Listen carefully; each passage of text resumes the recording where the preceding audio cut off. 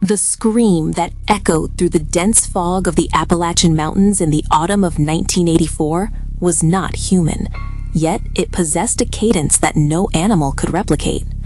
Local investigators would later find a circle of charred earth, exactly 13 feet in diameter, where the grass had been stripped away, not by fire, but by something that had chemically altered the soil. In the center lay a single handcrafted doll made of corn husks and human hair, its sightless eyes fixed on the moon. This was the first recorded evidence of the Silent Covenant, a ritualistic practice hidden within the deep hollows of America for over 2 centuries, a practice that defies modern sociology and challenges our understanding of faith and fear in the modern age. What we are discussing is not the Hollywood version of the occult, with its robes and candles, but something far more visceral and grounded in the cold, hard reality of isolation. In the remote corners of Pennsylvania, West Virginia, and Kentucky, the ritual of the blood kinning remains an unspoken reality. It is a process where community members gather not to worship a deity, but to transfer the perceived sins of the collective into a physical vessel. Forensic evidence gathered during rare police interventions suggests that these gatherings involve the use of obscure botanical hallucinogens, specifically a rare variant of datura that grows only in high-altitude shaded areas. The goal is a shared hallucinatory experience designed to reinforce absolute communal loyalty through shared trauma. The logic behind these rituals is as old as the mountains themselves. When the first settlers arrived in the 1700s, they brought with them a mixture of Scottish border magic and German hexology. Stripped of the oversight of established churches, these practices mutated in the darkness of the valleys. By the mid-19th century, the Sin Eater ritual had evolved from a symbolic gesture into a literal, physical requirement for burial in certain counties. A designated individual would consume a meal placed upon the chest of the deceased, believing they were physically ingesting the sins of the dead to allow the spirit to pass. But as we look deeper into the transcripts of the 1920s Appalachian trials, we find that the meal was often laced with symbolic offerings that were far from metaphorical.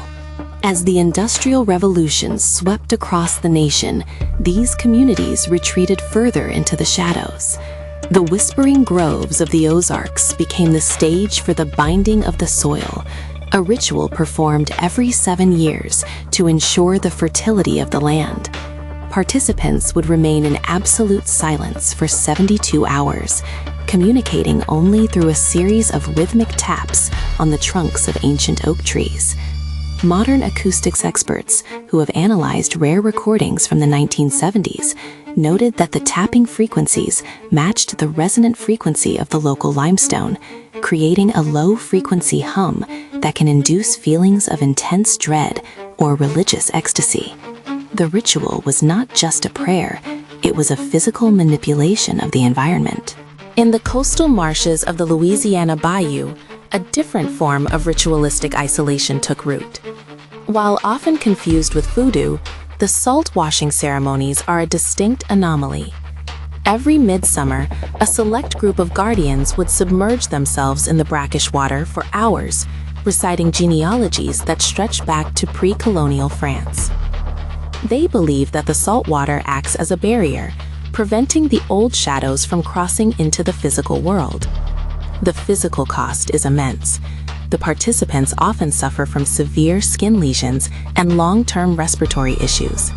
Yet, the ritual persists, passed down through whispers and bloodlines, a testament to the power of a conviction that survives in the humid, moss-draped silence. The true mystery, however, lies in the Iron Gate rituals of the American Midwest. In abandoned industrial towns, where the factories have long since rusted, small groups gather in the decaying shells of steel mills. They perform the welding of the spirit, a ritual that involves the symbolic purification of metal tools. In their view, the collapse of industry was not an economic failure, but a spiritual one. They believe that by resetting the tools of their ancestors, they can call back the prosperity of the past. It is a tragic, industrial mysticism, a desperate attempt to find meaning in a world that has moved on. The rhythmic clanging of hammers against cold steel in the middle of the night is a haunting reminder of a faith that refuses to die. Forensic analysis of ritual sites often reveals a startling level of sophistication. In one instance, in the Utah desert, investigators found a series of intricate geometric patterns carved into the sandstone, aligned perfectly with the summer solstice. The Sun Dancer cult, as they were dubbed, practiced a ritual of sensory deprivation, spending weeks in underground kivas before emerging into the blinding desert sun. The sudden transition would trigger massive neurochemical shifts, leading to what the participants described as direct communion. The scientific reality is likely a form of extreme photobiomodulation, but the psychological impact on the followers was absolute. The legal system has struggled to categorize these practices. Most are protected under the First Amendment, provided they do not involve illegal acts. However, the line is often blurred.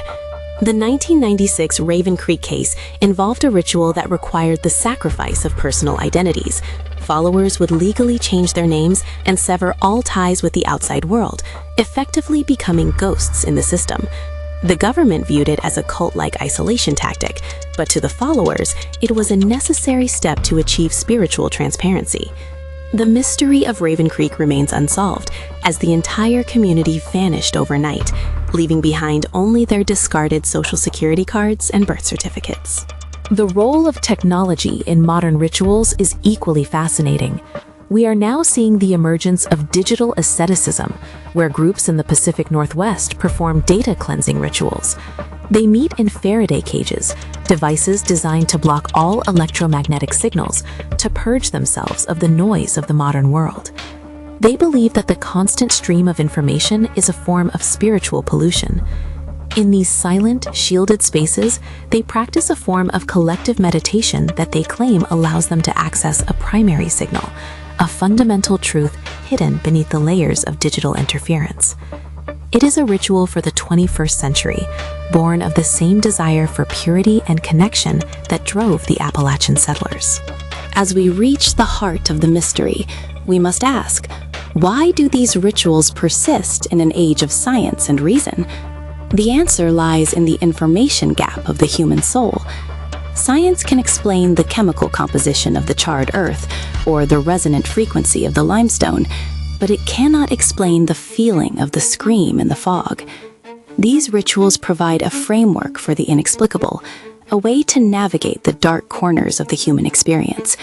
They are the cold truth that we are not as evolved as we think, that underneath our technology and our laws, we are still creatures of the hollows, searching for meaning in the silence. The synthesis of these diverse practices points toward a singular conclusion. Whether it is the Sin Eater of Kentucky or the Data Cleanser of Seattle, the fundamental drive is the same: the preservation of identity in the face of an overwhelming and indifferent world. The Silent Covenant is not a specific cult, but a universal human impulse toward the sacred and the secret. The final reveal is that the ritual is not about the deity or the spirits, but about the participants themselves, their need to belong, to be pure, and to be remembered. In the end, the mystery of the ritual is the mystery of ourselves. The fog in the Appalachian Mountains will eventually lift, and the charred earth will eventually grow grass again. The dolls made of corn husks will rot, and the rhythmic tapping on the oak trees will fade into the wind. But as long as there are shadows in the hollows and silence in the deserts, the rituals will continue. They are the echoes of a past that refuses to be forgotten, and the whispers of a future that we have yet to understand. The mystery remains, hidden in plain sight, waiting for the next scream to break the silence.